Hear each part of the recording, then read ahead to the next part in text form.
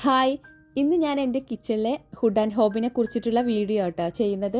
കഴിഞ്ഞ കിച്ചൺ വീഡിയോയിൽ ഒരുപാട് പേര് ചോദിച്ചായിരുന്നു ഇതിനെക്കുറിച്ചിട്ടുള്ള ഒരു വീഡിയോ ചെയ്യുമോ എന്നുള്ളത്.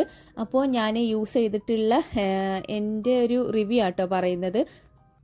നമ്മളിവിടെ കിച്ചണിൽ വെച്ചിട്ടുള്ളത് പ്യുവർ ഫ്ലെയിം എന്ന ബ്രാൻഡാട്ടോ. നമുക്കിപ്പോൾ മാർക്കറ്റിൽ കുറേ ബ്രാൻഡുകൾ അവൈലബിൾ ആണ്. അപ്പോൾ ഞാൻ ആദ്യം വാങ്ങാൻ ഉദ്ദേശിച്ചത് ബോഷ് ആയിരുന്നു. ബഡ്ജറ്റ് നോക്കിയപ്പോൾ ബഡ്ജറ്റ് നമുക്ക് ഒക്കാത്തതുകൊണ്ടും നമ്മൾ വീട് പണിയുടെ ലാസ്റ്റ് ടൈമിലാണല്ലോ ഇതൊക്കെ വെക്കുന്നത്. അതുകൊണ്ട് നമുക്ക് ബഡ്ജറ്റ് ഒക്കാത്തതുകൊണ്ട് ഞാൻ ലാസ്റ്റ് എത്തിപ്പെട്ടത് പ്യുവർ ഫ്ലെയിമിലാണ്.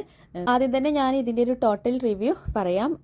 ടോട്ടലി ഇത് എനിക്ക് ഭയങ്കര ഇഷ്ടമായി. പേഴ്സണലി എനിക്ക് ഇത് യൂസ് ചെയ്തിട്ട് ഇതുവരെ ഒരു കുഴപ്പം ഉണ്ടായിട്ടില്ല.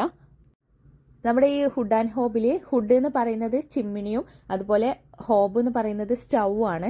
അപ്പം ഞാൻ ആദ്യം തന്നെ ഈ ഒരു സ്റ്റൗവിനെ കുറിച്ചിട്ട് പറയാം. നമ്മളിവിടെ ചൂസ് ചെയ്തത് 3 ബർണർ സ്റ്റൗ ആട്ടോ. നമുക്കിവിടെ 4 ബർണർ കിട്ടും, 5 ബർണർ എല്ലാം ഉണ്ട്. പക്ഷേ എനിക്ക് പേഴ്സണലി ഇഷ്ടം 3 ബർണർ ആണ്. പിന്നെ എനിക്ക് നിങ്ങളോട് പറയാനുള്ളത്, ഇപ്പോൾ മാർക്കറ്റിൽ പല മോഡൽ സ്റ്റൗകളും അവൈലബിൾ ആണ്.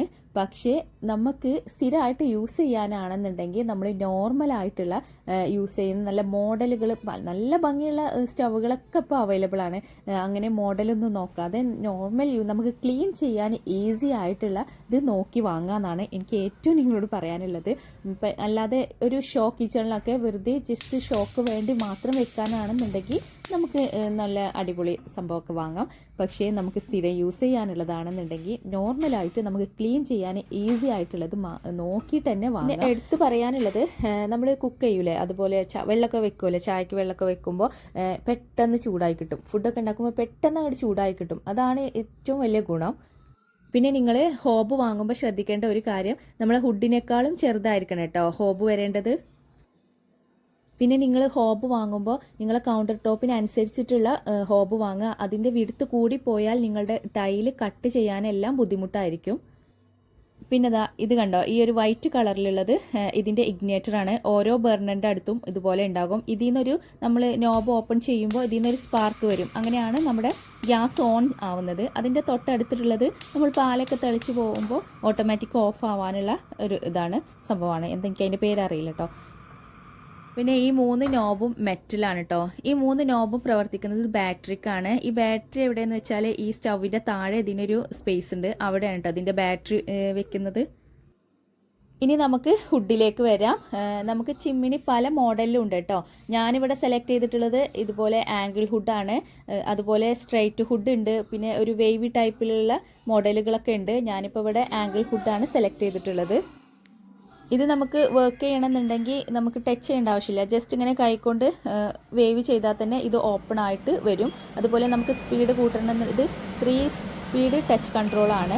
അപ്പോൾ നമുക്കിങ്ങനെ വേവ് ചെയ്താൽ മതി. 1 2 3 അങ്ങനെ ആ ഒരു രീതിയിൽ നമുക്ക് അങ്ങോട്ട് വേവ് ചെയ്താൽ, കുറക്കണം എന്നുണ്ടെങ്കിൽ ഈ ഒരു സൈഡിലോട്ട് വേവ് ചെയ്താൽ മതി. അപ്പോൾ അത് ക്ലോസ് ആയിക്കോളും. ഇതിൽ നിങ്ങൾക്ക് ഇനി ടച്ച് ചെയ്യണമെന്നുണ്ടെങ്കിൽ നമുക്കിതിൽ പ്രസ് ചെയ്യാനുള്ള ഓപ്ഷൻ കൊടുത്തിട്ടുണ്ട്. ഇവിടെ ടച്ച് ചെയ്താൽ നമുക്ക് ഇത് ഓൺ ആവും. പിന്നെ ലൈറ്റ് അങ്ങനെ ഓരോ ഇതും കൊടുത്തിട്ടുണ്ട്, അവിടെ ടച്ച് ചെയ്താൽ മതി.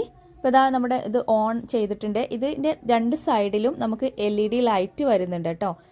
പിന്നെ ഇതാണ് ഇതിൻ്റെ ഫാന്. നമുക്ക് ഓരോന്ന് പ്രസ് ചെയ്യുമ്പോൾ സ്പീഡ് കൂടും. നിങ്ങൾക്ക് സൗണ്ട് ഇപ്പോൾ കേൾക്കാം. പ്രസ് ചെയ്യുമ്പോൾ അതിൻ്റെ സൗണ്ട് കൂടി കൂടി വരും.